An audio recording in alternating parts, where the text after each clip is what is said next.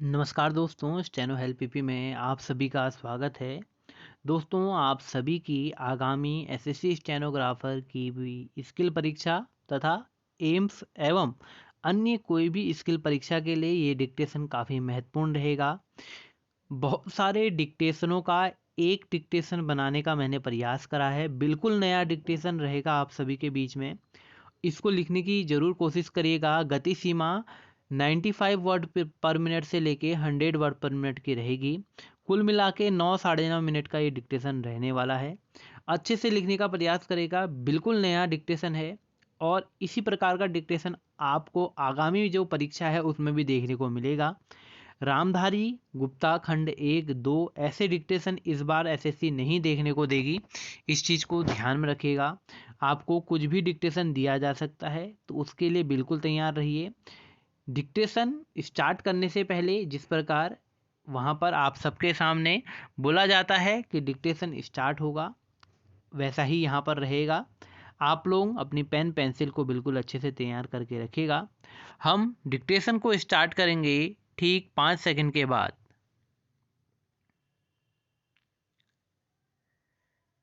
सभापति महोदय, सभी सांसदों और मेरे प्रिय देशवासियों, आज मैं यहाँ इस सभा में खड़ा होकर आप सभी के सामने अपने विचार प्रस्तुत करने के लिए हूँ।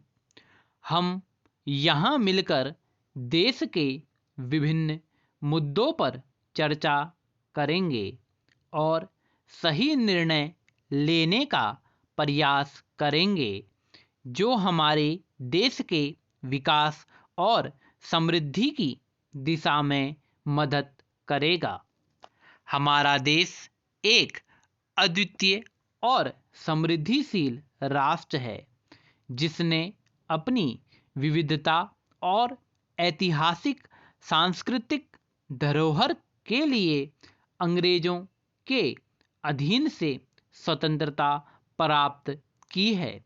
हम इसी धरोहर को सुरक्षित रखने और उसे आगे बढ़ाने के लिए समर्थ बनने के लिए संगठित रूप से काम कर रहे हैं। आज के समय में हमें अपने देश के सामाजिक, आर्थिक और राजनीतिक संदर्भ में कुछ महत्वपूर्ण चुनौतियों का सामना करना है।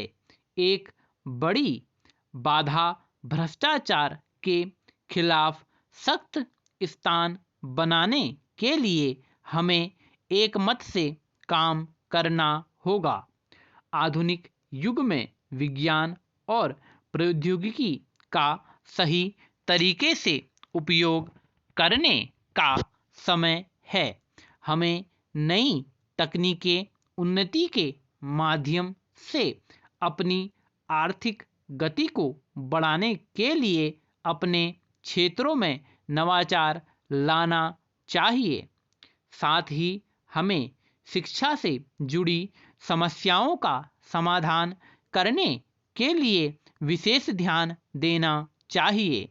हमारी शिक्षा सिस्टम को मजबूत बनाने के लिए हमें शिक्षकों को उत्कृष्टता की दिशा में मार्गदर्शन करना चाहिए। बच्चों को समझाने और सिखाने के लिए हमें नैतिक मूल्यों और सामाजिक जिम्मेदारियों की महत्वपूर्णता को समझाना चाहिए।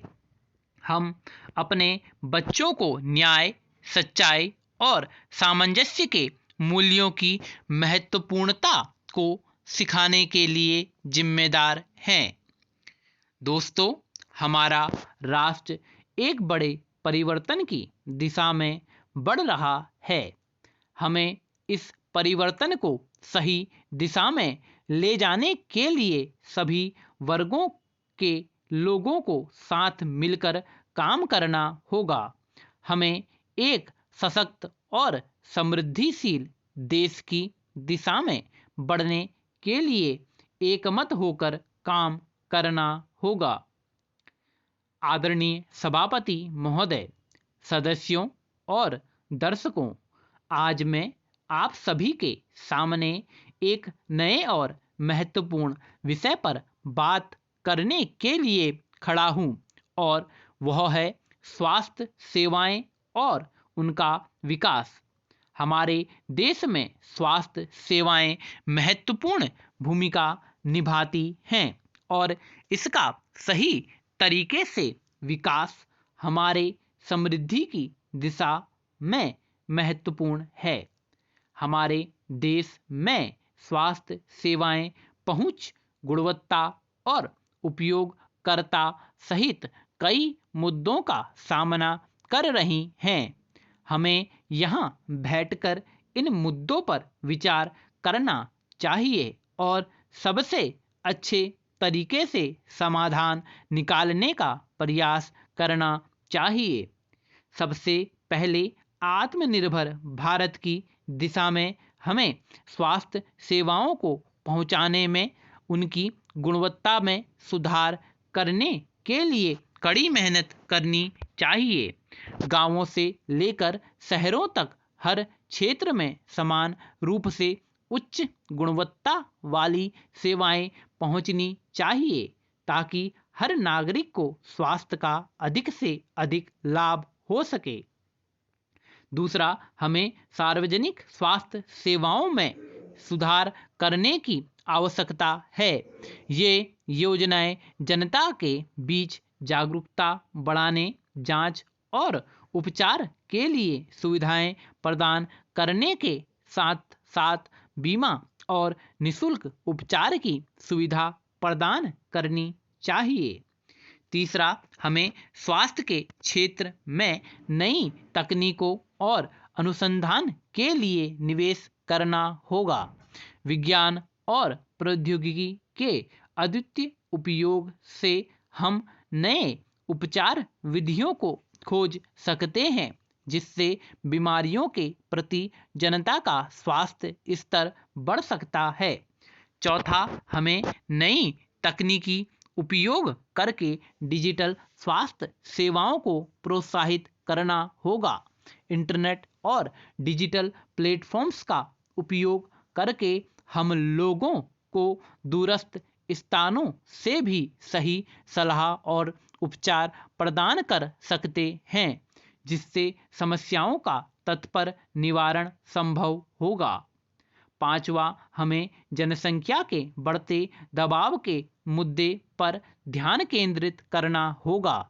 हमें नियमित और व्यापक परिवार नियोजन सुविधाएं बढ़ानी चाहिए ताकि जनसंख्या की बढ़ती संख्या को संभाला जा सके और हर एक बच्चे को सही पोषण और देखभाल मिले। अंत में, हमें आत्मनिर्भर और स्वास्थ्य शास्त्र में अच्छे तरीके से तैयार किए गए स्वास्थ्य कार्यकर्ताओं की आवश्यकता है। उन्हें बेहतरीन शिक्षा और तकनीकी साधनों के साथ सुपरवाइज किया जाना चाहिए ताकि वे नवीनतम और सर्वोत्तम उपचार प्रदान कर सकें। आप सभी से निवेदन है कि हम मिलकर इन समस्याओं का समाधान निकालें और हमारे स्वास्थ्य सेवाओं को मजबूत बनाएं। हमारा यह प्रयास है कि हम सभी एक स्वस्थ और समृद्धिशील भारत की दिशा में मिलकर काम करें। आज मैं आपके सामने एक अत्यंत महत्वपूर्ण और रोचक विषय पर बोलने के लिए उपस्थित हूँ। चंद्रयान और भारतीय अंतरिक्ष अनुसंधान। भारतीय अंतरिक्ष मिशन ने हाल ही में चंद्रयान-2 मिशन के माध्यम से विश्व को चौंका दिया है और हमें गर्व है कि हम इस यात्रा के अग्रणी भूमिका निभा रहे हैं। चंद्रयान-2, जिसे हम भारतीय अंतरिक्ष अनुसंधान का एक नया क्षण कहते हैं, विज्ञान और प्रौद्योगिकी की ऊंचाइयों को छूने में सफल रहा है।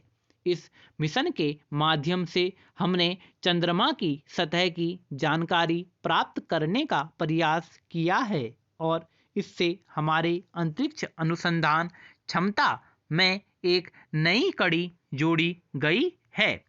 चंद्रयान 2 के निर्माण और चलन में हमारे वैज्ञानिकों ने उच्चतम मानकों को ध्यान में रखते हुए यह सुनिश्चित किया है कि यह मिशन सफलता की ऊंचाइयों को प्राप्त करता है। इसके माध्यम से हमने अंतरिक्ष में नई तकनीकों का उपयोग किया है और हमारी अंतरिक्ष अनुसंधान क्षमता में वृद्धि करने में सफलता प्राप्त हुई है। चंद्रयान 2 मिशन के माध्यम से हमने चंद्रमा की उपस्थिति में नई जानकारी प्राप्त की है, जिससे हमें ग्रहों के उत्पत्ति और विकास की समझ में मदद मिलेगी।